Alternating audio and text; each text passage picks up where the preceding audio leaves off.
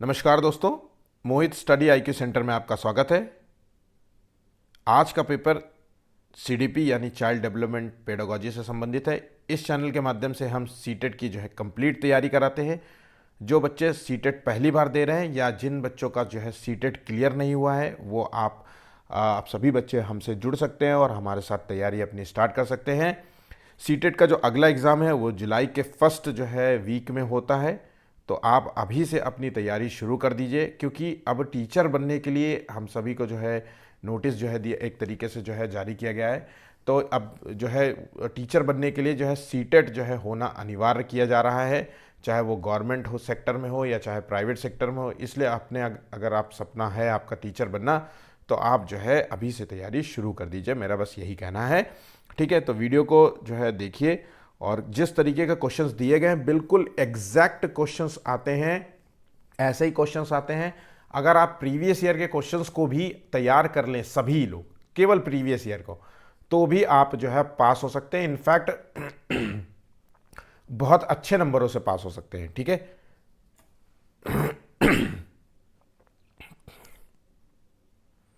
तो चलिए शुरू करते हैं। वीडियो को लाइक कर लीजिएगा, शेयर कीजिएगा और कमेंट करिएगा, और चैनल को अभी तक सब्सक्राइब नहीं किया तो प्लीज़ सब्सक्राइब कर लीजिएगा। वीडियो को लाइक का टारगेट है 20 लाइक्स का। लाइक्स मोटिवेशन के लिए है, ताकि हम डेली आपके लिए इसी प्रकार से वीडियोस लेकर के आते रहेंगे।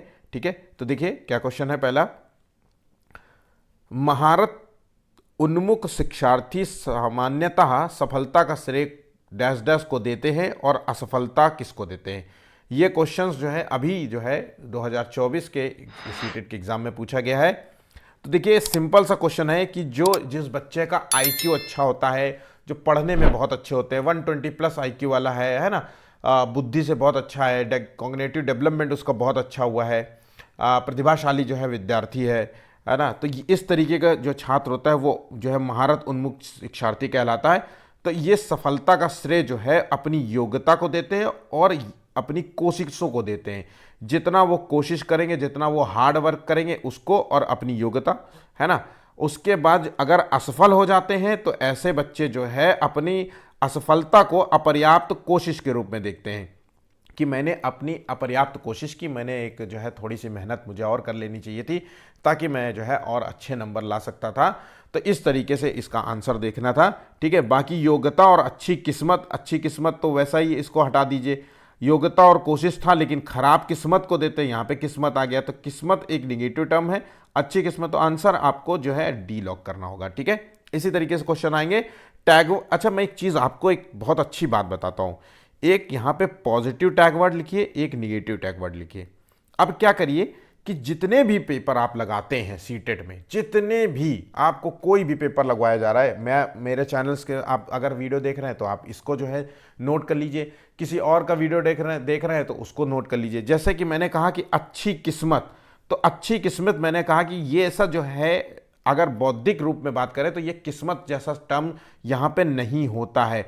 अच्छी किस्मत, बुरी किस्मत होता है आपकी मेहनत, कोशिश और अपर्याप्त कोशिश, कम कोशिश, इस तरीके के टर्म्स को नोट किया जाता है। तो इस टर्म को अगर आप निगेटिव टर्म में नोट कर लेंगे तो ये एक जो है आपकी एक लिस्ट तैयार हो जाएगी पेपर के आने तक, और आप इन चीज़ों को ध्यान रखेंगे कि अगले टर्म में जब भी कभी कोई क्वेश्चन आ जाए कि अच्छी कोशिश नहीं की मैंने, इस तरीके अच्छी किस्मत मेरी नहीं थी, इस तरीके के टर्म आ जाए तो तुरंत आपका आंसर जो है पता चल जाए। ठीक है, तो पॉजिटिव और निगेटिव में लिखना है। तो यहाँ अच्छी किस्मत जो है, बुरी किस्मत जो है, अच्छी किस्मत और बुरी किस्मत को जो है आप निगेटिव टर्म में नोट कर सकते हैं। आइए नेक्स्ट क्वेश्चन देखते हैं। प्राथमिक शिक्षक के लिए बाल मनोविज्ञान का ज्ञान आवश्यक है। मतलब एक अगर जो टीचर बन रहे हैं आप, प्राथमिक शिक्षक है, प्री स्कूल वाले, है ना, प्राइमरी टीचर हैं, और तो फिर इसमें पूछा रहा है कि चाइल्ड जो है मनोविज्ञान को जो समझने का बात है, क्या आवश्यक है। तो ये बच्चों को अनुशासित बनाने में सहायता करता है, इसलिए बाल मनोविज्ञान जो है ज़रूरी है। चाइल्ड जो है साइकोलॉजी समझना, चाइल्ड साइकोलॉजी क्या हो सकता है। अब बच्चा खेल रहा है तो आपको समझ में आना चाहिए कि बच्चा जो है, ये इसकी उम्र है, ये ऐसे जो है खेल वो जो है इस उम्र में खेलता है, ऐसा नहीं है एकदम से डांटना शुरू कर दो, है ना। आपने देखा कि बच्चा जो है खिलौनों को जो है तोड़ मरोड़ रहा है ना, तो आपको देखना है कि बच्चा जो है समझना चाहिए कि ये बच्चा जानना चाहता है, जिज्ञासु प्रकृति का है, कि जो है तोड़फोड़ वाला टाइप का है, तो ये होता है चाइल्ड साइकोलॉजी, है ना। बच्चे के मनोविज्ञान को समझना। तो अनुशासित रखने में सहायता करता है, या परीक्षा के परिणाम में उन्नति देता है, या बच्चों को अभिप्रेरित मोटिवेट करने के लिए सुविधाजनक तरीका बन जाता है। ऐसे देखिए, मोटिवेट बच्चों को आप कितना मोटिवेट कर सकते हो, पल भर के लिए। मोटिवेशन इंटरनली होना चाहिए, खुद से बच्चे के अंदर से आना चाहिए कि मुझे ये अपना काम करना है, अपना पढ़ाई करनी है, मुझे टीचर को जो है सुनाना है, मुझे होमवर्क दिया गया है ना, इस तरीके से जो होना चाहिए। ये बाहर से मोटिवेशन का जो है कोई रोल नहीं होता। तो यहाँ पे तीनों पॉइंट्स तो गलत हो जाते हैं। आंसर हो गया यहाँ पे डी। तो यहाँ पे बाल मनोविज्ञान इसलिए ज़रूरी होता है कि ये बच्चों के व्यवहार को समझने में सहायता करता है टीचर की। ठीक है, आंसर हो गया डी। इसी तरीके से आपको क्वेश्चन सॉल्व करने हैं। अगला क्वेश्चन देखिए, वाइगोस्की के अनुसार बच्चे स्वयं से बात करते हैं। एक तो ये बात याद रखिएगा, स्वयं से बात करते हैं, और ये बात किसने कही? वाइगोस्की ने। तो ध्यान रखिएगा, वाइगोस्की ने जो सिद्धांत दिया था वो सामाजिक सांस्कृतिक सिद्धांत दिया था। इन्होंने बच्चे के कॉग्निटिव डेवलपमेंट, मतलब संज्ञानात्मक विकास, मतलब बौद्धिक विकास, उसका जो पूरा विकास हो रहा है, उस विकास में समाज और संस्कृति को सबसे ज़्यादा महत्वपूर्ण माना था। ठीक है, इनका मानना था कि समाज और संस्कृति में रह करके ही बच्चे का संपूर्ण डेवलपमेंट होता है। तो ये बात सही भी है भाई, हम जिस समाज में रहते हैं, है ना, हमारा डेवलपमेंट उसी समाज के इर्द गिर्द हुआ है। हमारे उन्हीं समाज के जो है मान्यताओं को हम फॉलो करते हैं, धर्म, रीति रिवाज, संस्कृति को फॉलो करते हैं। और हमसे पलट जो दूसरे समाज और संस्कृति में रहते हैं, जो अगर दूसरे जो है जगह पर रहते हैं, या आप देखिए हम यूपी में रहते हैं, अब वो कोई जो है महाराष्ट्र में रहेगा तो वो महाराष्ट्र के जो है रीति रिवाजों को फॉलो करेगा, वहाँ के रिचुअल्स को फॉलो करेगा, वहाँ के तौर तरीकों को फॉलो करेगा। तो ये बिल्कुल बात सही है कि वाइगोस्की ने जो है बच्चे के कॉग्निटिव डेवलपमेंट में समाज और संस्कृति को सबसे महत्वपूर्ण माना है। ये बात ठीक है। अब आते हैं कि वाइगोस्की ने बच्चे से बातचीत वाली जो पॉइंट कही है, तो वाइगोस्की ने 3 प्रकार की स्पीच का जिक्र किया है। 3 प्रकार की स्पीच का। तो एक जो स्पीच है जिसे कहते हैं प्राइवेट स्पीच, और दूसरी स्पीच है जिसे कहते हैं इनर स्पीच, और तीसरी स्पीच है जिसे कहते हैं सोशल स्पीच। अब यहाँ पे स्वयं से बात कर रहा है बच्चा, मतलब बच्चा निजी भाषण। प्राइवेट स्पीच का मतलब निजी भाषण, और इनर स्पीच का मतलब आंतरिक भाषण या आंतरिक वाक कह लीजिए, और सोशल स्पीच मतलब सामाजिक भाषण। अब निजी भाषण का मतलब होता है कि बच्चा अपने स्वयं से, मतलब आप एक शीशे के सामने खड़े हो जाइए और शीशे के सामने खड़े होकर के अपने से बात करिए, अपने किसी भी चीज़ के मुद्दे पे। हम अक्सर जो है ऐसा करते हैं कि इंटरव्यू देने से पहले हम अपने शीशे के सामने खड़े होकर के हम अपनी जो है बातचीत करते हैं, या बहुत इंपॉर्टेंट काम होता है, या अपने कार्य को दिशा देने के लिए करते हैं। यहाँ पर ध्यान रखिएगा, बच्चे अक्सर, बच्चे हों या बड़े हों, नॉर्मली किसी की बात हो रही हो, जो प्राइवेट स्पीच का यूज़ कर रहा है ना, वो अपने मतलब अपने कार्य को दिशा देने के लिए, अपने कार्य को एक मार्गदर्शन प्रदान करने के लिए, अपने को एक एनर्जी बूस्ट करने के लिए, यू कैन डू इट, मैं कर सकता हूँ। और ध्यान रखिएगा, प्राइवेट स्पीच में बच्चा जो है मुंह से बोलता है, मतलब अपने आप से ही बात कर रहा है, लेकिन मुंह से बोल रहा है, बोल करके, आंतरिक, अंदर में नहीं बैठाया हुआ है, मतलब अनमनी मन में नहीं बोल रहा है, बाहर मुंह से। तो अक्सर देखिए बच्चे गाड़ी खेलते ऐसे करते रहते हैं ना, ये गाड़ी आई, इधर से मारा टक्कर, और इसको चोट लग गई किसी खिलौने को, या कोई गुड़िया होगी इसके पास, या कोई खिलौना होगा, उसको चोट लग जाएगी, इस तरीके से एक्शन करते हैं ना, तो वो यही होता है। तो यहाँ पे देखिए, विचार और आत्म नियमन में सहायता करने के लिए इसलिए होता है, या फिर जो है आत्म सुदृढ़ीकरण प्रदान करने के लिए जब वयस्क उन्हें अनदेखा कर रहे हो, या फिर क्योंकि वो आत्म केंद्रित होते हैं, या क्योंकि वो अपनी सोच, उनकी जो सोच होती अतार्किक होती। तो आंसर है यहाँ पे, मैंने पहले ही बताया है कि विचारों को निर्देश देने के लिए, अपने जो है अपने कार्य को निर्देश देने के लिए विचार और आत्म नियमन में उनकी सहायता करता है। ये बात जो है आंसर ठीक है। और अगर इनर स्पीच की बात करें तो सेम चीज़ है, बस बच्चा अपने कार्य को अंदर ही अंदर जो है दिशा निर्देश देता है, अपने कार्य को, प्रॉब्लम को जो है सॉल्व करने का प्रयास करता है। ठीक है। सोशली स्पीच में जो है मैंने यार सोशली रूप से जो है किसी को बताएगा कि यार मुझे ऐसा करना है, वैसा करना है, ऐसा करना है ना, तो वो सोशली स्पीच हो गई। ठीक है, ध्यान रखिएगा इस पॉइंट को, बहुत बहुत इंपॉर्टेंट है, मोस्ट इंपॉर्टेंट है। इन तीनों को जो है नोट कर लीजिए, और एग्जाम जो पहली बार दे रहे हैं उनके लिए तो ये मैं बता दूं, ये जितनी पॉइंट्स मैंने बताए हैं वो सभी इंपॉर्टेंट है, उसको भूलिएगा नहीं। ठीक है, चलिए आगे बढ़ते हैं अगले क्वेश्चन की ओर।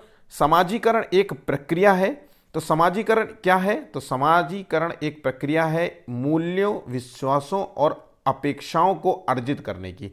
आंसर है यहाँ पे ए, ना कि मित्रों के साथ सामाजिक जो है बनने की, समाजीकरण पर समाज में रहते हो तो उनके मूल्यों को, उनके विश्वास को, उनके रिचुअल्स को फॉलो करना पड़ता है, उनकी मान्यताओं को जो है मानना पड़ता है, और उन मान्यताओं में अगर कोई कमियां भी होती हैं और रिचुअल्स में कोई कमी होती है तो उनमें जो है चेंजेस भी होते रहते हैं। तो यही समाजीकरण की प्रक्रिया होती है। जैसे जैसे आप आगे बढ़ते जाते हैं वैसे वैसे आप सामाजिक भी होते जाते हैं और उनमें चेंजेस भी लाते जाते हैं। ठीक है, तो यहाँ पे आंसर हो गया ये ऑप्शन ए। ठीक है, नेक्स्ट क्वेश्चन देखते हैं।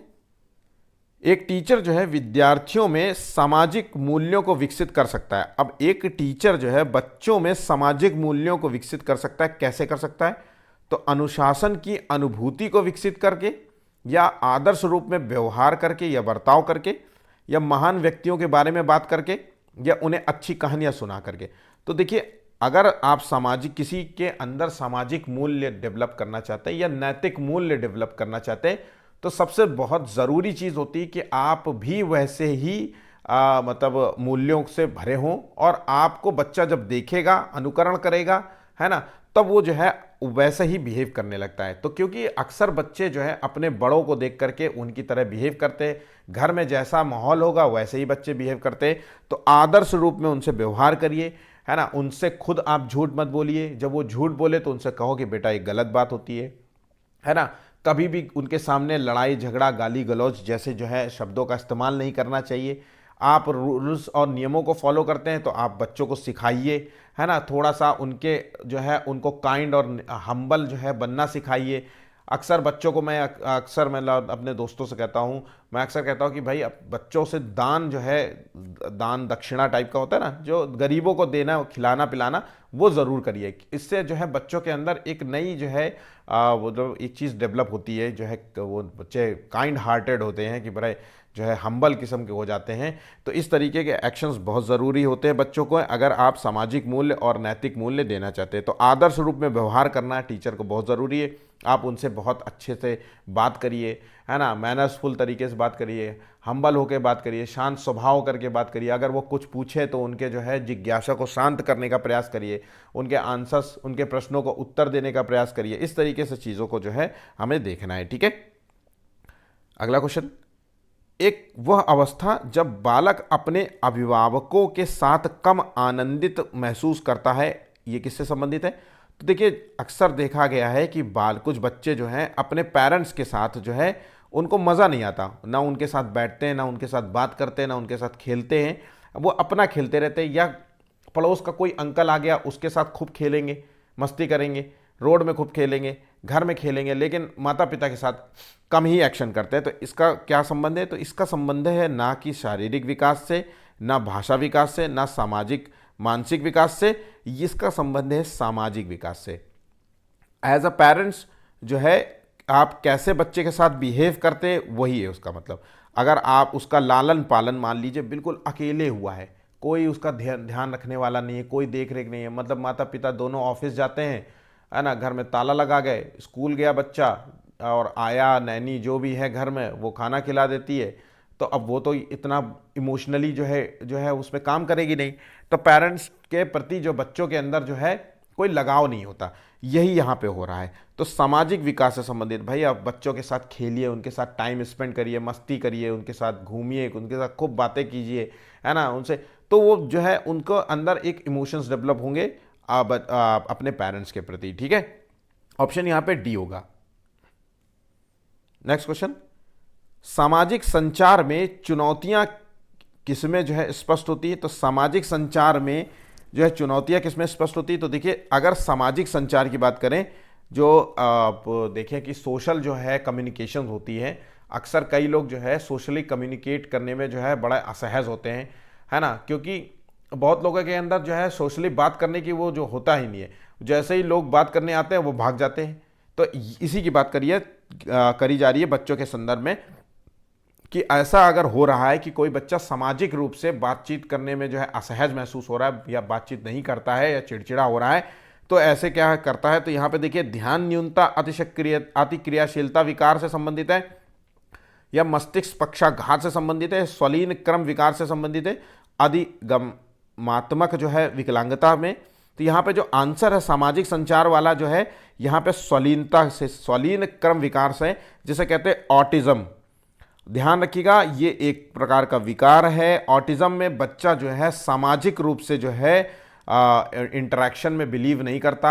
आप उनसे वो बातचीत करने में जो है उसको जो है अच्छा नहीं लगता है ना, शोर शराबा अच्छा नहीं लगता, जहाँ ज़्यादा शोर शराबा वहाँ अच्छा नहीं लगता, बहुत सारे जो है मतलब कोई पूरा सोशल जो है उसका जो है बिल्कुल अलग रहता है ना। तो ये सोशली नहीं है। तो सामाजिक संचार में कहाँ पे दिक्कत होती है, वो जब बच्चा ऑटिज्म से संबंधित हो। ठीक है, ध्यान रखिएगा। ऑटिज्म में यही हो कि जो है एक तरीके से जो है बच्चे को जो है कुछ जो है रेड जैसे कलर से हो गया, कुछ से दिक्कत हो सकती है ना, चिड़चिड़ापन हो सकता है, किसी भी चीज़ पे चिड़चिड़ा सकता है, जिद पूरी नहीं होने पे चिड़चिड़ा सकता है ना, सोशली इंटरेक्ट नहीं होता है, माता पिता या किसी माता पिता से हो जाएगा, बाकी किसी से नहीं होगा, इस तरीके से होता है। बातचीत करने में भी उसको दिक्कत होती है, सही शब्दों का मतलब मुंह से पूरी कंप्लीट जो है सेंटेंस में बात नहीं कर पाता है ना। इस तरीके से जो है एक्शंस होते हैं उसमें स्वालीन क्रम विकार में। याद रखिएगा, एग्जाम में पूछा जाता है अक्सर।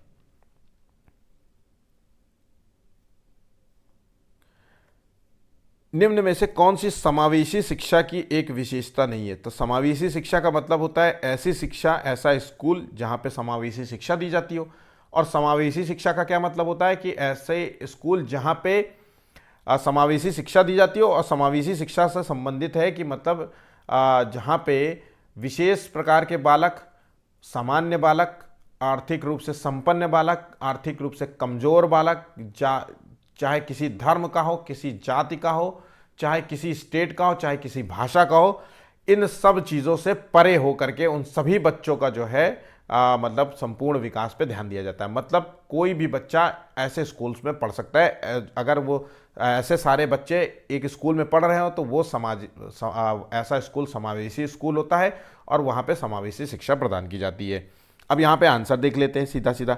ये केवल निगेटिव टर्म है, इसको नोट कर लीजिएगा। विशेष आवश्यकता वाले की बात हो रही है तो निगेटिव यहाँ पे विशेषता नहीं है पूछ रहा है। यह दिव्यांग बालकों की देखभाल से उसकी शिक्षा और व्यक्तित्व विकास की ओर सेवा में बदलाव है। समावेशी शिक्षा एक सतत प्रक्रिया है, ये कोई उपार्जित अवस्था या उत्पाद नहीं है। यह सभी विद्यार्थियों की क्षमताओं को अधिकतम स्तर तक बढ़ाना चाहती है। तो देखिए, इसकी जो मूल विशेषता नहीं है वो यही है, आंसर ए। बाकी सभी विशेषताएं हैं लेकिन ये विशेषता नहीं, क्योंकि यहाँ पे केवल विशेष आवश्यकता वाले बच्चों की बात कर रहे हैं। विशेष आवश्यकता वाले बच्चे मतलब जो है आर्थिक रूप से कमज़ोर हो सकते हैं, है ना, किसी जाति और धर्म के हो सकते हैं, या किसी भाषा विशेष समुदाय के हो सकते हैं। इस तरीके के बच्चों को विशेष आवश्यकता वाले बच्चे कहते हैं। और इसमें कहा जा रहा है केवल जो है इस समावेशी शिक्षा में केवल इन्हीं बच्चों पर ध्यान दिया जाता है, ऐसा बिल्कुल भी नहीं है। बाकी सभी पॉइंट्स यहाँ पे सही होंगे, मतलब यहाँ पे समावेशी शिक्षा के संदर्भ में ये पॉइंट गलत है। ठीक है, नेक्स्ट क्वेश्चन। अच्छे समस्या समाधानकर्ता बनने में विद्यार्थियों की सहायता करने के लिए एक टीचर को निम्नलिखित में से किस प्रक्रिया पर बल देना चाहिए? तो यहाँ पे एक अच्छे समस्या समाधानकर्ता बनने में विद्यार्थियों की सहायता करने के लिए एक टीचर को किस प्रकार की जो है प्रक्रिया पर बल देना चाहिए? तो 9th का जो आंसर है यहाँ पे देखिए, ऐसी जानकारी पर ध्यान देना जो पहले से मौजूद विश्वासों और पूर्वाग्रहों की पुष्टि करे, या फिर समस्याओं को एक विशिष्ट निर्धारित तरीके से हल करना, बड़ी और जटिल समस्याओं को छोटी प्रबंधनीय समस्याओं में विभाजित करना। तो देखिए आंसर होगा यहाँ पे ऑप्शन सी। अगर आप एक अच्छे किसी प्रॉब्लम का सॉल्यूशन ढूंढना चाहते हैं, एज अ टीचर हो या एज अ कोई भी व्यक्ति, बच्चे हो या कोई भी हो, अगर आप किसी आपके पास कोई प्रॉब्लम है और आप उस प्रॉब्लम का सॉल्यूशन ढूंढना चाहते हैं, आपके पास कोई प्रोजेक्ट मिला हुआ है, आप किसी चीज़ में कार्य कर रहे हैं, तो सबसे बेस्ट होता है कि उस कार्य की जो है छोटे छोटे पार्ट्स में पहले डिवाइड कर लीजिए और बड़ी और जो जटिल समस्याओं को छोटी प्रबंधनीय समस्याओं में विभाजित कर लीजिए और फिर सेक्शन वाइज जो है उस पर कार्य करिए। अक्सर देखिए किताब जो होती है, किताब में जो चैप्टर्स होते हैं वो इसीलिए होता है, वो छोटी छोटी जो है आपको जो है एक पार्ट्स में दे देते हैं और साल भर आपको काम करना होता है। इसी तरीके से आपको किसी भी प्रोजेक्ट में काम करना है ना, आपको पता है कि वो टारगेट, ये प्रोजेक्ट हमें 1 महीने में, 2 महीने में, 3 महीने में ख़त्म करना है, तो छोटे छोटे जो है और उस प्रोजेक्ट को और सब प्रोजेक्ट्स में, छोटे छोटे प्रोजेक्ट्स में डिवाइड कर लीजिए और उन प्रोजेक्ट्स में एक एक सिंगल रूप से काम करिए, या और लोग हैं तो उनको भी शामिल कर लीजिए। आप ये वाला सेक्शन देखिए, मैं ये वाला देखता हूँ, आप ये वाला देखिए, और इनमें कोई प्रॉब्लम्स होगी तो मिल के सॉल्व करेंगे। इस तरीके से जो है तो ध्यान रखिएगा। तो आंसर है यहाँ पे सी, ठीक है।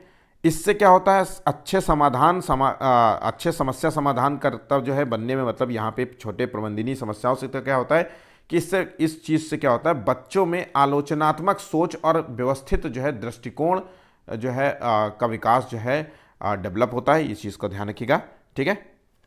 शब्दों को सुनिएगा, बहुत इंपॉर्टेंट चीज़ें होती हैं। वीडियो अच्छा लग रहा हो तो प्लीज़ इसी प्रकार से जो है क्वेश्चन आते हैं तो प्लीज़ लाइक कर लीजिए और शेयर ज़रूर करिएगा। लाइक का टारगेट है 20 लाइक्स का। लाइक्स केवल मोटिवेशन के लिए है कि आप लोग जो है ऐसी चीज़ों को जो है पसंद कर पा रहे हैं, है ना। मैं फिर से कहूँगा कि केवल क्वेश्चंस इसी प्रकार से आते हैं, कोई अलग से कोई क्वेश्चंस नहीं बनते हैं। हार्वर्ड गार्डनर पूरा एक टॉपिक है, बुद्धि का विकास, बुद्धि एक टॉपिक है, और इसके संबंध में 4-5 जो है लोग हैं, उसी से क्वेश्चंस आते हैं। और मैं आपको बता दूं कि ऐसे ही क्वेश्चंस मैं टॉपिक टू टॉपिक बोलता रहता हूं, टॉपिक टू टॉपिक वाइज जो है क्वेश्चंस मिलेंगे। तो इस तरीके से आप पेपर लगाएंगे तो आपका पूरा जो है सीडीपी वैसे ही तैयार हो जाएगा। अब बाकी मैं इंडिविजुअली एक टॉपिक पे भी वीडियो डालता रहूँगा, तो आपको जो है 8 से 10 जो है वीडियो में आपको पूरा सीडीपी रट जाएगा, ठीक है। पेपर सॉल्व करते रहिए, सेम टू सेम क्वेश्चन आएगा, जो मैंने पॉइंट्स बताए हैं बस वही याद करने की ज़रूरत है। बहुत कॉम्प्लिकेट, बहुत बड़ी गहरी बात कहने की ज़रूरत नहीं है, आपको केवल क्वेश्चंस को सॉल्व करना है, वो भी पेडागॉजी है भाई, बहुत आसान होता है पेडागॉजी पेपर्स को, बस केवल आपको समझना है, थोड़ा सा क्वेश्चंस को समझिए, और आसान है भी और नहीं भी है ना। यहाँ पे आप सॉल्व करेंगे, पेपर जब सॉल्व करने बैठते हैं तो आप गलत कर देते होंगे, अक्सर आपने नोटिस किया होगा। वो इसीलिए कि आप चीज़ों को जो है सही से ध्यान से सुनने की कोशिश नहीं करते और ध्यान से समझने की कोशिश नहीं करते, ठीक है। 10वां क्वेश्चन है, बहुत बहुत इंपॉर्टेंट क्वेश्चन है। हार्वर्ड गार्डनर का बुद्धि का सिद्धांत किस पर बल देता है? तो हार्वर्ड गार्डनर ने मल्टीपल इंटेलिजेंस का सिद्धांत दिया था। एक पॉइंट ये नोट कर लीजिए, मल्टीपल इंटेलिजेंस का मतलब होता है बहुबुद्धि सिद्धांत, ठीक है। इन्होंने जो बात कही है, हार्वर्ड गार्डनर ने बुद्धि के सिद्धांत पे जो बात कही है वो ये कही है कि प्रत्येक व्यक्ति की विलक्षण योग्यताओं को निर्माना, मतलब हर व्यक्ति में कोई ना कोई यूनिक एबिलिटीज होती हैं, ठीक है। अब वो 8 प्रकार की यूनिक एबिलिटीज को इन्होंने डिफाइन किया था, मतलब ये 8 प्रकार की यूनिक एबिलिटीज हो सकती हैं। अब 8 प्रकार की क्या हो सकती है? कोई म्यूजिक में बहुत अच्छा हो सकता है, कोई जो है भाषा में बहुत अच्छा हो सकता है, ठीक है। जैसे भाषा में कौन अच्छा होता है? जैसे लेखक होते हैं जो किताब उपन्यास और ये जो है नॉवेल्स लिखते हैं, जो गाने आने लिखते हैं, या जो पिक्चर की जो है स्टोरी लिखते हैं, ये सब जो है, ठीक है। कुछ जो है मैथमेटिकल गणनाओं में बहुत अच्छे हो सकते हैं। कुछ लोगों में गतिक जो है तेज होती है, जैसे कि जो है फिजिकल एबिलिटीज़ की बात हो रही है यहाँ पे, एक तरीके से समझ लीजिए। जैसे फाइटर प्लेन में जो है जो फाइटर प्लेन उड़ाते हैं पायलट्स, उनमें कौन सी जो है एबिलिटीज़ होती हैं किस तरीके की, तो ये गतिक जो है इंटेलिजेंस उनके ऊपर ज़्यादा हावी होती है, ठीक है। इसी तरीके से जो है कुछ लोगों में जो है खाली स्थान को समझने की एबिलिटीज़ होती है, मतलब आर्किटेक्ट होते हैं, ठीक है। तो ये ही है, कुछ लोगों में अपने आप को समझने की जो है एबिलिटीज़ होती है, गौतम बुद्ध हो गए, महावीर हो गया, कृष्ण के जो ये हैं, है ना, ये सब वैचारिक जो लोग होते हैं, साधु संत टाइप के जो लोग होते हैं, वो इनमें एबिलिटीज़ में आती है। कुछ लोग दूसरे की भावनाओं को बहुत अच्छे तरीके से समझते हैं, दूसरे के दर्द और पीड़ा को समझ लेते हैं, है ना। अक्सर जो है इमोशनल इंटेलिजेंस उनमें बहुत हावी रहता है, तो वो भी है यहाँ पे। तो इस तरीके से जो है 8 प्रकार की जो है कुछ जो है विलक्षण योग्यताओं को उन्होंने डिफाइन किया है, ठीक है। बस इतना पॉइंट आपको याद रखना है कि हार्वर्ड गार्डनर ने मल्टीपल इंटेलिजेंस का सिद्धांत दिया था, 8 प्रकार की विलक्षण योग्यताओं को बताया था, यूनिक एबिलिटीज़ को बताया था, डिफाइन किया था, है ना। और यूनिक एबिलिटीज़ का नाम आपको याद रखना है, क्योंकि यूनिक एबिलिटीज़ के नाम आपसे पूछे जाते हैं। क्वेश्चन में 4 ऑप्शन दे दिए जाएंगे, बोला जाएगा कि इनमें से कौन सा नहीं है ना, तो वो याद रखना है। चलिए आगे बढ़ते हैं। बच्चे जब अनुभव करते हैं तो बेहतर रूप से सीखते हैं। बच्चे जब डैश डैश अनुभव करते हैं, अब वो क्या करते हैं अनुभव? गतिविधि के दौरान निम्न स्तर की सतर्कता, तब बेहतर तरीके से सीखते हैं, या फिर सीखने के लिए मध्यम स्तर का उत्साह, या प्रदर्शन करने के लिए उच्च स्तर की पर चिंता, या फिर जो है अधिगम विवशता। तो देखिए, सीखने के लिए मध्यम स्तर का जो उत्साह जो होता है बच्चों में, जब इस प्रकार का अनुभव महसूस करते हैं तब बेहतर रूप से वो सीख पाते हैं। ठीक है, इससे क्या होता है, बच्चों में जो है सीखने की प्रेरणा जागती है, रुचि और इंटरेस्ट जागता है, बच्चों में तनाव और बोरियत महसूस नहीं होता। मध्यम स्तर की बात हो रही, हाई इंटरेस्ट हो जाएगा तो वो कुछ पल के लिए सीखेगा, फिर उसका अगले बार के लिए जो है ध्यान ही नहीं देगा। निम्न स्तर में जो है वो काम ही नहीं करेगा। ठीक है, उच्च स्तर की चिंता से कोई लेना, यहाँ पे मध्यम स्तर की बात हो रही है। तो ध्यान रखिएगा, मीडियम कोई भी चीज़ होगी बहुत आराम आराम से काम। तो जब बच्चे आराम से ध्यान से अपना ध्यान केंद्रित करके कोई कार्य करते हैं, पढ़ा रहा है टीचर ध्यान से अपना, अब पता इतना उत्साहित हो रहा है तो वहाँ पे कार्य नहीं करेगा, बिल्कुल ही ध्यान नहीं दे रहा, वहाँ पे कार्य नहीं करेगा। यहाँ मध्यम स्तर की बात। ठीक है, ऑप्शन यहाँ पे बी होगा। बहुत सारे बच्चे क्वेश्चन को गलत कर रहे होंगे, ध्यान रखिएगा। बच्चे दुनिया के बारे में अपनी समझ का सृजन करते हैं, इसका श्रेय किसको जाता है? तो देखिए, ये जो कथन है, ये कथन दिया है पियाजे ने। बच्चे दुनिया के बारे में अपनी समझ का सृजन करते हैं और ये समझ जो है वो 4 चरणों में पूरी हो जाती है, और इन 4 चरणों को उन्होंने डिफाइन किया था। तो संवेदी प्रेरक अवस्था पहला है, 0 से 2 वर्ष की अवस्था है। दूसरा जो अवस्था है जिसे कहते हैं पूर्व संक्रियात्मक अवस्था। तीसरा मूर्त संक्रियात्मक अवस्था। ठीक है, तो ये 2 से 6 वर्ष हो गया, ये 7 से 11 वर्ष हो गया, और अमूर्त संक्रियात्मक अवस्था 11 प्लस हो गया।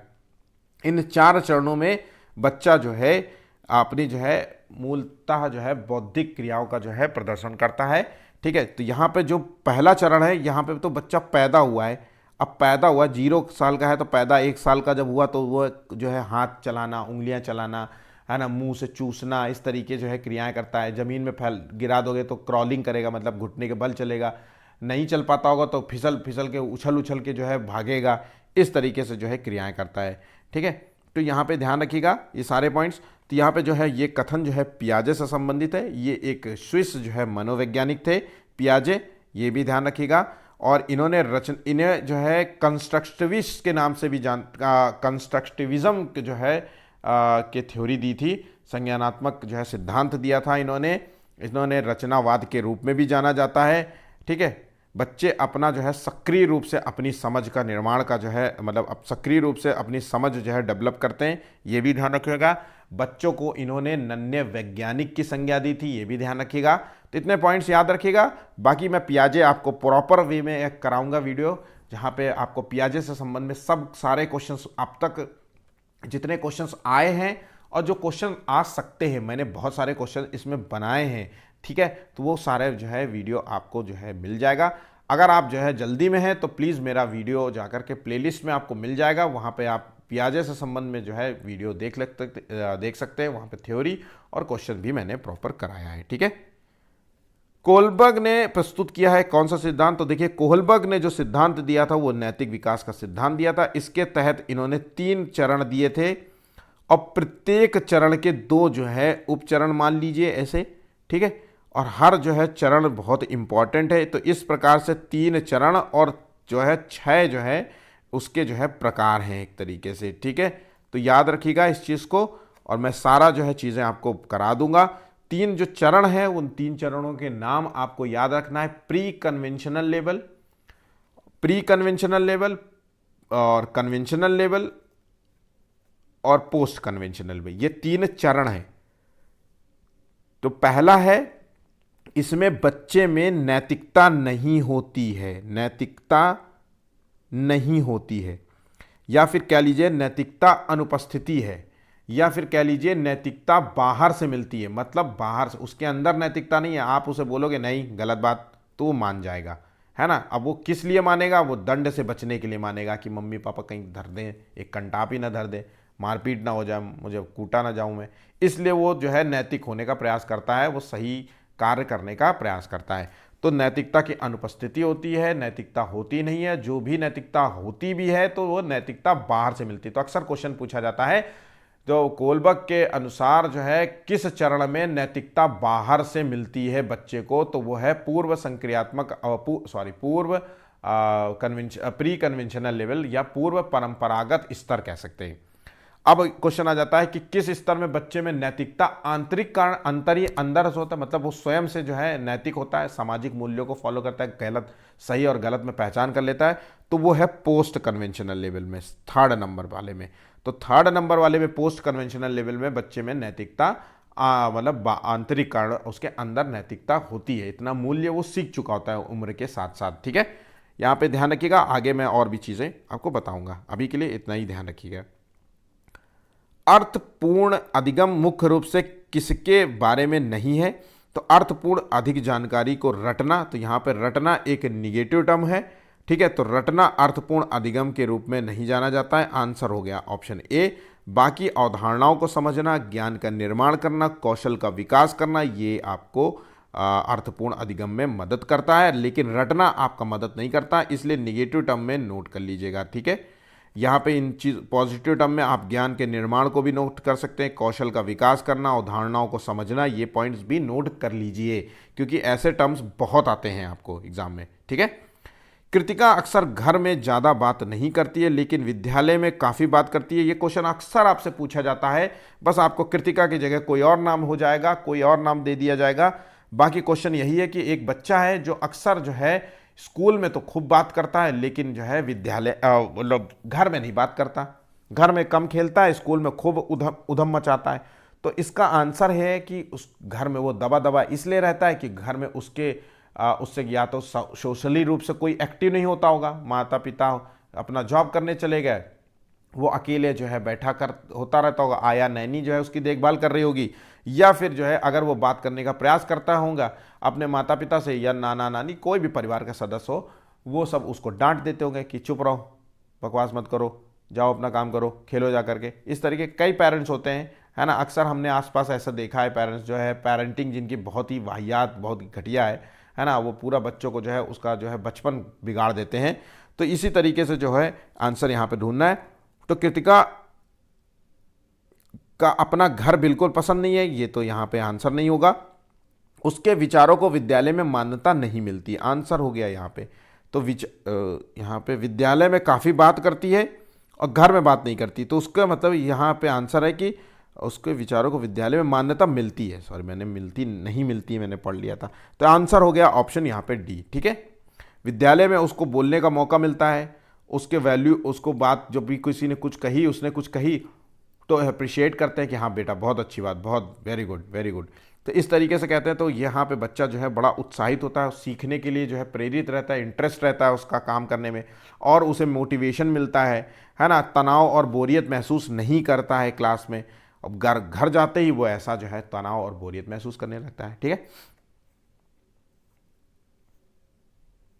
अभी कथन दिया है यहाँ पे, टीचरों को छात्रों से दूरी बनाकर रखनी चाहिए और अधिगम की प्राथमिक जिम्मेदारी उन्हीं पे डालनी चाहिए। तो बहुत ही बकवास बात है भाई। टीचर जो है बच्चों के संपूर्ण विकास में सहायक होते हैं, अगर वो दूरी बना करके चलेंगे तो जो उनकी जो जिम्मेदारियां हैं, जो स्कूल की जिम्मेदारियां, शारीरिक, मानसिक और जो है शैक्षणिक जो है जिम्मेदारी, उसको कैसे पूरा करेंगे। तो यहाँ पे तो दूरी नहीं बनाना चाहिए, बल्कि जो है और बल्कि उसके साथ जो है मतलब इंटरेक्ट होना चाहिए बच्चों के साथ, जो और इंटरेक्शन होना चाहिए, मतलब क्या बोल सकते हैं उसको, कि लोकतांत्रिक रूप में जो है व्यवहार करना चाहिए बच्चों के साथ। ठीक है, यहाँ पे तो ऑप्शन भी दे दिया गया। कारण इसका क्या दिया गया कि अधिगम एक लोकतांत्रिक वातावरण के बजाय एक एकाधिकारवादी जो है वातावरण में प्रभावी ढंग से कार्य करता है। तो ये भी पॉइंट गलत है भैया। अधिगम के लिए तो लोकतांत्रिक वातावरण बहुत ज़रूरी है, ना कि एकाधिकारी वातावरण, कि एक आदमी बोलेगा, कोई बोला तो डंडे डंडे डंडे डंडे ऐसे मार पड़ेंगे। ऐसा अक्सर स्कूल जो है, हम तो ऐसे स्कूल में हुए हैं जहाँ पे डंडे बिना खाए जो है घर नहीं आ पाते थे। अब तो स्कूलों में डंडे डंडे नहीं चलते, मार नहीं, टीचर कोई नहीं मारता। तो अब के स्कूलों में ज़्यादा लोकतांत्रिक जो है वातावरण जो है बनाने का प्रयास किया जाता है, जहाँ पे कोई भी बच्चा टीचर से क्वेश्चन पूछेगा तो उसका जवाब देगा टीचर, उसको टालेगा नहीं कि यार चुपचाप बैठ जाओ कल बताऊंगा। इस तरीके से एक्शन है। अगर कोई क्वेश्चन फंस गया है तो वो अलग बात है कि वो नहीं बता पा रहा है, वो ऐसे है, तो वो कल उसका आंसर पता करके उसको बताएगा। अदरवाइज ऐसे क्वेश्चन पूछने पे डांटा नहीं जाता। तो यहाँ पे दोनों ही पॉइंट यहाँ पे गलत हो जाते हैं, ए और बी आर दोनों ही गलत हैं। ठीक है, नेक्स्ट क्वेश्चन देखिए, निम्न में से कौन सा बुद्धिमान बच्चों का लक्षण नहीं है। अब बुद्धिमान बच्चे क्या होते हैं, भाई बुद्धिमान बच्चे जिनका आईक्यू जो है सामान्य बच्चों से थोड़ा अच्छा हो, या सामान्य बच्चे का आईक्यू 90 से 110 होता है, तो 90 से 110 मतलब 100 के बीच में जो भी बच्चा है मान लीजिए कि बुद्धिमान है। ठीक है, आईक्यू की बात कर रहा हूं मैं। अब आंसर देख ले पहले क्या है। अब ऐसे बच्चे जो लंबे निबंधों को बहुत जल्दी रटने की क्षमता रखते हैं, तो यहां पे रटना आ गया। तो यहां पे मैंने पहले ही बताया था कि निगेटिव टर्म है, रटना कभी भी सीटेट में बिल्कुल सही टर्म नहीं माना जाएगा, तो इसे तुरंत काट दीजिए। वह जो प्रवाहपूर्ण एवं उचित तरीके से संप्रेषण करने का क्षमता रखता हो, मतलब प्रवाहपूर्ण, सही से एक कंटिन्यूअस बोलता रहता हो और सही तरीके से साफ सुथरे शब्दों में कम्युनिकेट करता हो और सही शब्दों में कम्युनिकेट करता हो, जितनी ज़रूरत है उतने शब्दों में जो है संप्रेषण करने की कम्युनिकेशन जो है क्षमता रखता हो, तो ये बुद्धिमान बच्चे का लक्षण है। जो मूर्त रूप से सोचता हूँ, ये भी एक लक्षण है। यहाँ पे लक्षण नहीं है पूछा गया है, तो यहाँ पे तो आंसर हो गया ऑप्शन ए। बुद्धिमान बच्चा जो है रटने की क्षमता से जो है परे होता है, वो रटता नहीं है ना, वो अपने बौद्धिक ज्ञान से जो है चीज़ों को जो है पढ़ता है पहले, फिर उसको जो है अपना आंसर लिखता है। ठीक है, यहाँ पे प्रवाहपूर्ण जो है बुद्धिमान बच्चा जो है प्रवाहपूर्ण और उचित तरीके से है संप्रेषण कर सकता है, मूर्त रूप से सोच सकता है, अमूर्त रूप से सोचने की क्षमता रखता है और नए परिवेश में स्वयं को तुरंत समायोजित कर लेता है, मतलब उसमें मिला लेता है, अब नए परिवेश में घुल मिल जाता है जल्दी। ये बुद्धिमान बच्चे के लक्षण होते हैं। आंसर यहाँ पे एक गलत होगा। बुद्धि का द्विकारक सिद्धांत का प्रतिपादन किसने दिया? बहुत इंपॉर्टेंट है। तो बुद्धि के जो है कुछ सिद्धांत दिए गए हैं। तो एक तो मल्टीपल इंटेलिजेंस का सिद्धांत मैंने आपको बता ही दिया है। अब द्विकारक सिद्धांत किसने दिया? ये दिया है स्पीयरमैन ने। और स्पीयर ने द्विकारक सिद्धांत में एक तो जनरल फैक्टर बताया और स्पेसिफिक फैक्टर बताया है, जी और एस।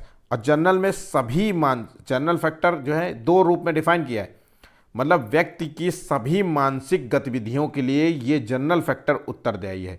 तो हम जो नॉर्मल क्रियाएं करते हैं ना, चलना फिरना, फ़ोन चलाना और इधर उधर जाना, है ना, ये एक नॉर्मल पढ़ना लिखना, खाना बनाना, सुबह की चाय बना देना, और भी जो है सामाजिक क्रियाएं करते हैं, वो सभी सामाजिक क्रियाएं जनरल जो है फैक्टर में जानी जाती हैं। स्पेसिफिक में जो होता है जिसे कहते हैं विशिष्ट जो है, तो विशिष्ट बुद्धि कह सकते हैं। तो इसमें विशिष्ट क्षमता के लिए उत्तरदायी। अब विशिष्ट क्षमता क्या होता है? कोई म्यूजिक बजा लेता है बहुत बढ़िया, है ना, गिटार बजा लेता है, कोई आर्ट में बहुत अच्छा है, कोई जो है मैथमेटिकल गणनाओं में बहुत अच्छा है ना, तो ये सब जो है विशिष्ट फैक्टर में आता है। कोई डांस में अच्छा है, ठीक है, तो ये सब विशिष्ट, इसको डिफाइन नहीं किया है, तो बस विशिष्ट फैक्टर में आता है। कुछ एक विशेष गुण जो आप नहीं कर सकते लेकिन बगल वाला बच्चा कर पा रहा है, या आपका बच्चा नहीं कर पा रहा है क्योंकि वैसा उसने सीखा नहीं है, या उसके अंदर जेनेटिक जो है गुण नहीं है, अनुवांशिकीय हो सकता है। माता पिता बहुत अच्छे डांसर रहे हों तो बच्चे में भी गुण आ जाते हैं, तो अक्सर जो है बच्चे भी खूब अच्छा नाचते हैं। ठीक है, तो इस तरीके से जो है चीज़ों को आप समझिए। ठीक है, तो द्विकारक सिद्धांत स्पीयरमैन ने दिया था। वो द्विकारक क्या है? जी और एस है। जनरल जिसे कहते हैं सामान्य बुद्धि, और स्पेसिफिक मतलब विशिष्ट बुद्धि। सामान्य बुद्धि जो हम सबके पास होती है, जो हम, अब भाई मैं तो म्यूजिक भी नहीं बजा पाता हूँ, आर्ट भी नहीं कर पाता हूँ, मैथमेटिकल्स में मैं तो ठीक हूँ, अच्छा हूँ, है ना। तो इस तरीके से जो है यहाँ पे चीज़ों को समझना है। ठीक है, पियाजे के अनुसार संज्ञानात्मक विकास के किस चरण पर बच्चा वस्तु स्थायित्व को प्रदर्शित करता है? अब पियाजे ने संज्ञानात्मक विकास का सिद्धांत दिया था, कॉग्निटिव डेवलपमेंट।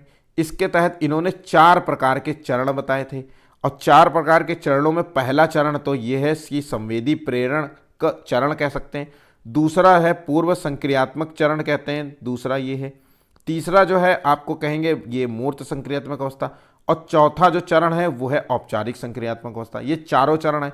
अब चारों चरणों में एक गुण बताया गया कि बच्चा वस्तु स्थायित्व के गुणों को प्रदर्शित करता है। तो वस्तु स्थायित्व के गुण का मतलब होता है कि वो वस्तु का स्थिति, वस्तु स्थायित्व, बच्चे के अनुसार वो वस्तु तब भी मौजूद रहेगी जब वो वहां पे ना हो। तो अक्सर आप देखते हैं कि बच्चा जो है, माता पिता, एक बार जो है माँ पिता ऑफिस से आया और उसने अपनी जेब से चॉकलेट निकाली और अपने बेटे को दिया, और उसने देखा कि पापा की जेब से चॉकलेट निकली है। अब उसको ये लग रहा है कि चॉकलेट जो है उसकी जेब से ही निकलती है। ठीक है, पापा की जब भी जेब में हाथ डालोगे तो अब मान लीजिए 2-3 बार जो है जेब में हाथ डालने से चॉकलेट वो 2-3 दिन लेते आए, अब अगले बार से वो लाना बंद कर दे, तो तब भी वो दसियों दिन वहीं पे चेक करेगा, मतलब हमेशा वहीं पे चेक करता रहेगा, जेब कहीं ना कहीं घुमा के जेब में हाथ डालेगा ताकि जो है और उसको चॉकलेट मिल जाए, क्योंकि उसको लग रहा है कि वो वस्तु अभी भी वहां पे मौजूद है। ठीक है, तो ये जो अवस्था है ये संवेदी प्रेरक अवस्था से जाना जाता है, मतलब 0 से 2 वर्ष तक की अवस्था में बच्चा इस तरीके के गुणों को प्रदर्शित करता है। ठीक है, चलिए नेक्स्ट पॉइंट देखते हैं, क्योंकि अगर मैंने ये चारों पॉइंट्स बताए तो बहुत बड़ा हो जाएगा वीडियो। ठीक है, बाकी मैं तो आपको पियाजे आपको बता दूंगा। निम्नलिखित में से किस मनोवैज्ञानिक ने सहयोगात्मक समस्या समाधान पर बल दिया है? तो सहयोगात्मक समस्या समाधान पर बल दिया, सहयोग के द्वारा समस्या का समाधान निकालना है। तो देखिए, सहयोग के द्वारा समस्या समाधान की बात हो रही है, तो मतलब जहां पे सहयोग की बात हुई हो तो लेव वाइगोस्की सामाजिक रूप से, भाई सामाजिक रूप से ही तो सहयोग होगा कि अकेले सहयोग कर लोगे। सामाजिक रूप से सहयोग होगा जब दो लोग मिल करके एक दूसरे की मदद करें तो वो सामाजिक हो जाता है ना। तो सामाजिक सहयोग द्वारा जो है अपनी समस्या का समाधान पर बल दिया लेव वाइगोस्की ने। सामाजिक और सांस्कृतिक रूप से बच्चे के संज्ञानात्मक विकास पर भी बल दिया, ये बात ध्यान रखिएगा। सोशल स्पीच की बात करें तो 3 प्रकार की स्पीच भी बताई थी इन्होंने, ये भी ध्यान रखिएगा। तो पॉइंट्स मैंने पहले भी समझा दिया है। ठीक है, चलिए आगे बढ़ते हैं अगले क्वेश्चन की ओर। निम्नलिखित में से कौन सा चरण लॉरेंस कोलबर्ग द्वारा दिए गए नैतिक विकास के सिद्धांत में शामिल नहीं है? तो मैंने आपको बताया था कोलबर्ग ने 3 जो है चरण है, तीनों चरण के नाम बताए थे। तो पहला जो चरण है वो है उत्तर पारंपरिक चरण, जिसे कहते हैं प्री कन्वेंशनल लेवल, माफ कीजिएगा पूर्व पारंपरिक जिसे कहते हैं प्री कन्वेंशनल लेवल। 21 का जो है आंसर यहां पे डी होगा, यहां पे नोट कर देता हूं। ठीक है, तो यहां पे शामिल नहीं है, तो यहां पे जो आंसर है अपारंपरिक चरण यहां पे शामिल नहीं है, तो ये पॉइंट यहां पे गलत हो जाता है। पहला चरण है प्री कन्वेंशनल लेवल, जिसे कहते हैं पूर्व पारंपरिक चरण। दूसरा है पारंपरिक चरण, जिसे कहते हैं कन्वेंशनल लेवल। और तीसरा ये है post conventional level. Pre conventional level जिसमें नैतिकता नहीं होती बच्चे में, और जहां पे नैतिकता होती है वो है पोस्ट कन्वेंशनल लेवल, उत्तर पारंपरिक चरण। इंग्लिश में टर्म याद रखिएगा, क्योंकि हिंदी में इसमें कंफ्यूज करेंगे। पूर्व की जगह कुछ और नाम भी दे देते हैं अक्सर, मैंने आपको इसको जो है पेपर में इस तरीके के क्वेश्चन आते हुए देखा है। ठीक है, चलिए आगे बढ़ते हैं। व्यक्तिक विभिन्नता का अर्थ है कि 2 व्यक्ति, अब व्यक्तिक विभिन्नता मतलब 2 व्यक्ति जो है किस रूप में विभिन्न हो सकते हैं? केवल शारीरिक रूप में अलग होना है कि केवल मानसिक रूप से अलग होना है, या शारीरिक और मानसिक दोनों रूप से अलग हो सकते हैं? तो व्यक्तिक विभिन्नता का अर्थ है कि 2 व्यक्ति जो है शारीरिक और मानसिक रूप से अलग हो सकते हैं। और ये किस वजह से होते हैं? तो ये हेरिडिटी और परस्पर इन्वायरमेंट का जो है संबंधित होते हैं। मतलब एक बच्चे का जो डेवलपमेंट होता है वो हेरिडिटी और इन्वायरमेंट से संबंधित होता है। जो माता पिता से मिलने वाला गुण होता है वो एक बच्चे के जो है डेवलपमेंट को प्रभावित करता है, और जिस वो इन्वायरमेंट में रहता है उस जो है इन्वायरमेंट जो वो इन्वायरमेंट जो है बच्चे के जो है डेवलपमेंट को प्रभावित करता है। और ये दोनों परस्पर अंतःक्रिया एक दूसरे से संबंधित हैं, एक दूसरे के जो है बच्चे के डेवलपमेंट में एक दूसरे की मदद करते हैं एक तरीके से। अगर मान लीजिए एक खराब है तो दूसरा भी चाहे जितना अच्छा हो जाए वो बच्चा कहीं ना कहीं डेवलपमेंट में वो बेहतर गुण प्रदर्शित नहीं कर सकता, जो सामान्य रूप से दोनों के होने से होता है। ठीक है, यह पॉइंट याद रखिएगा, दोनों का मतलब होना अनिवार्य है एक बच्चे के डेवलपमेंट में। ठीक है, मानसिक रूप से विकलांग बालकों की पहचान होती है। तो मानसिक रूप से अगर विकलांग है कोई बालक तो उसकी जो है IQ जो है पहली बात तो वो कम होगा। तो बुद्धि लब्धि का तीव्र होना तो इम्पॉर्टेंट नहीं है, पढ़ाई में मजबूत होना ये भी ज़रूरी नहीं है ना। उच्च स्मरण क्षमता ये भी नहीं है। मानसिक रूप से बालक जो है वो बुद्धि लब्धि का कम होना, मतलब उसका IQ जो है IQ सामान्यतः अगर हम बात करें तो 70 से कम हो सकता है। ठीक है, 70-75 से कम माना जाएगा। और ऐसे जो मानसिक रूप से विकलांग होता है वैसे इनका IQ जो है जड़ बुद्धि वाला होता है, तो 25 के करीब होता है। ठीक है, यहाँ पे ध्यान रखिएगा 23वें का जो है ऑप्शन यहाँ पे डी होगा। धर्म और समाज दोनों क्या है? बहुत इंपॉर्टेंट क्वेश्चन है, एग्जाम में कई बार पूछा गया है। धर्म और समाज दोनों क्या है? एक दूसरे के से अलग हैं या एक दूसरे के पूरक हैं, या समाज का धर्म से कोई मतलब नहीं होता, कोई लेना देना नहीं होता? तो देखिए धर्म और समाज एक दूसरे के पूरक हैं। दोनों एक दूसरे के लिए ज़रूरी हैं, धर्म और समाज दोनों एक दूसरे के लिए ज़रूरी हैं और एक दूसरे के बिना अधूरे भी हैं। धर्म जो होता है वो समाज को दिशा प्रदान करता है, धर्म जो होता है वो व्यक्ति के अंदर नैतिकता प्रदान करता है, समाज को एकजुट करने का प्रयास करता है, मतलब एकजुट करता है धर्म। धर्म समाज को एक उद्देश्य प्रदान करता है, धर्म समाज की संस्कृति को प्रभावित भी करता है, ये भी बात सही है। ठीक है, ध्यान रखिएगा, समाज को दिशा, सबके अपने अपने धर्म हैं।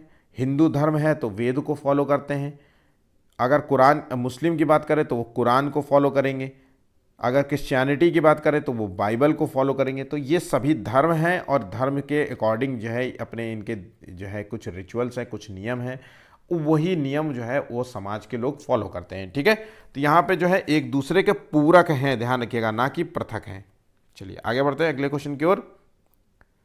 आकलन उद्देश्यपूर्ण होता है अगर हम किसी काम का आकलन करते हैं। मान लीजिए कोई कार्य हमने आपको दिया और हम उस कार्य का आकलन करने लगे, तो वो उद्देश्यपूर्ण आकलन कैसे होगा? जब उद्देश्यपूर्ण आकलन तभी होगा जब विद्यार्थी और शिक्षकों को फीडबैक प्राप्त हो।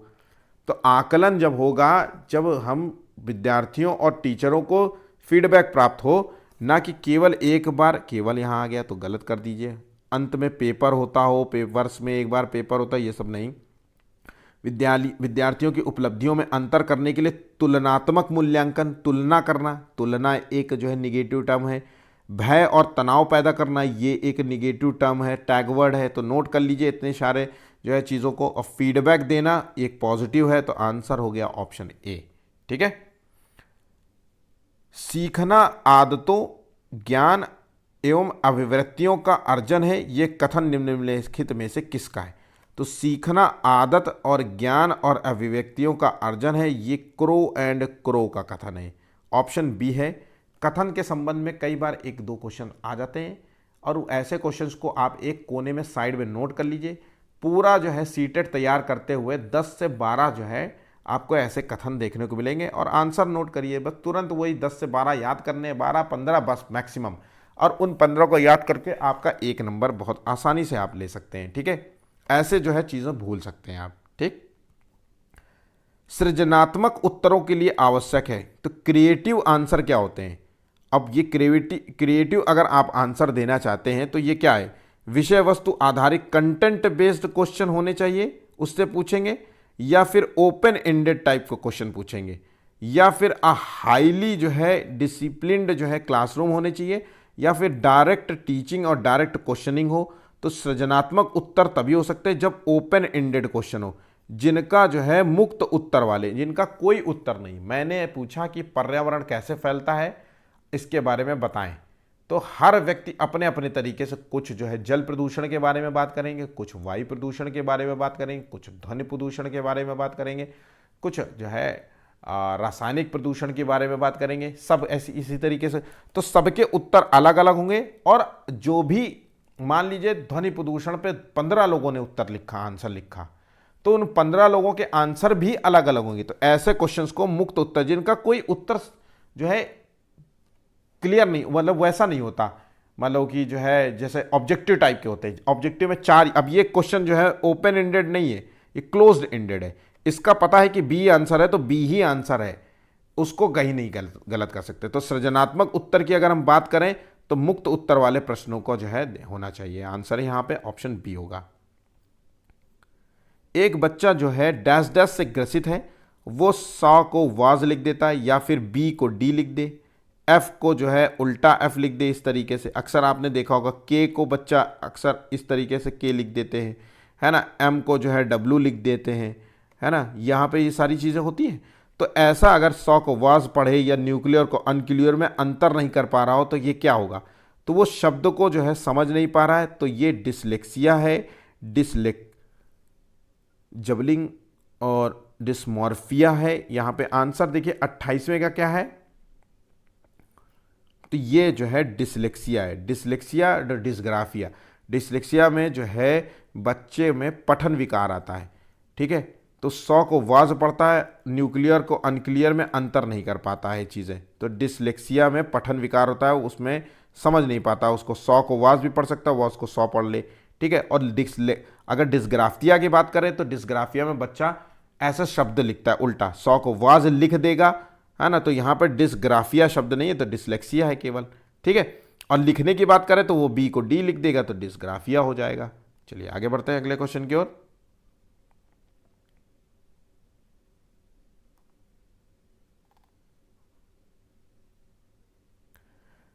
निम्नलिखित में से किसका संबंध भ्रम से है? अब भ्रम से है, किसका संबंध है? तो भ्रम जो है वो संबंधित है, ऑप्शन बहुत इंपॉर्टेंट है, क्वेश्चन को नोट कर लीजिए। इसका संबंध डिस्मोर्फिया से है। इसमें क्या होता है, बच्चा बड़ा जो है डरा सहमा रहता है, भ्रमित रहता है, अक्सर जो है भ्रम में जीता रहता है ना, बहुत जल्दी डर जाता है चीज़ों को, तो यहाँ पे डिस्मोर्फिया कहलाता है, ठीक है। डिसकैलकुलिया में कैलकुलेशन से डरता है, बच्चा गणनाओं से डरता है, 2+2 कितना हुआ, 2x5 कितना हुआ, 8x5 कितना हुआ, इस तरीके से गणनाएं नहीं करता, ठीक है, यहाँ ध्यान रखिएगा।